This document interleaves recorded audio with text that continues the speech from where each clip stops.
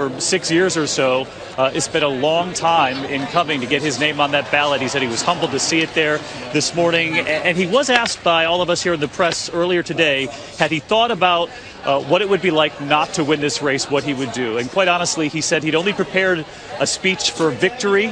He said, I haven't thought about it, but I do have a life that's very important to me, and I have a family. That's a message he has said along the way, saying regardless of whether he wins, he'll be okay.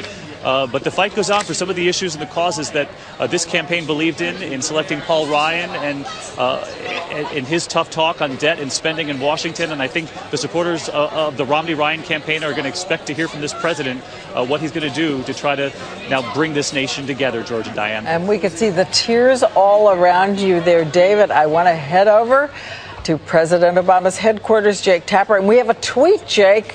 I'm sure you know about this, too. We're all in this together. That's how we campaigned, and that's who we are. Thank you, Barack Obama.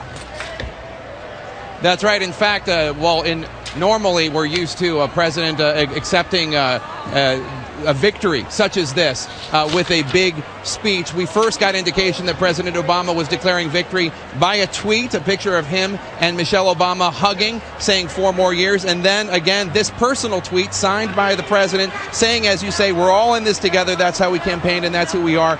Thank you. Signed B.O. Barack Obama. It is electric here, Diane, at campaign headquarters in Chicago. They are crying tears, but different from the tears at Romney HQ in Boston. They are tears of joy. People hugging each other, celebrating, very excited. There was a lot of concern that the economic problems that the country was having and the difficulties President Obama was having with certain demographic groups was going to mean this was going to be a very long night. It turns out not so long after all. This is the 3rd president in a row who has been reelected, and he did it using the same strategy of the previous president, George W. Bush, the president who he blames for so many of the troubles that still are problems for him today, problems for the American people today.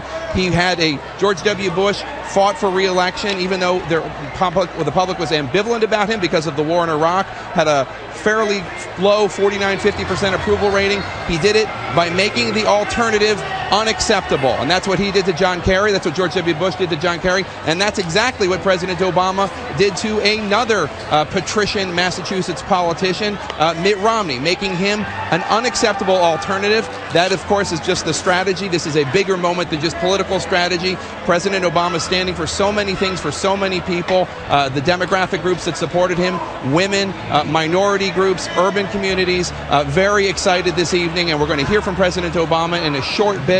But without question, this was a tougher campaign for President Obama than his previous one. And I believe he may be the first president in history reelected with fewer electoral votes than he won the first time he was elected. I'm not positive about, but I think that's true. But a big, big night for President Obama and his team that executed a very, very determined strategy that was tough, that took away some of the hope and change veneer off of his first election, but at the end of the day was victorious, Diana George. Was, with the exception perhaps of Franklin Roosevelt. You talk about those communities electric for President Obama. One of them right near here up in Harlem. ABC's Deborah Roberts is there at Londell Supper Club. That is the same place you were 4 years ago.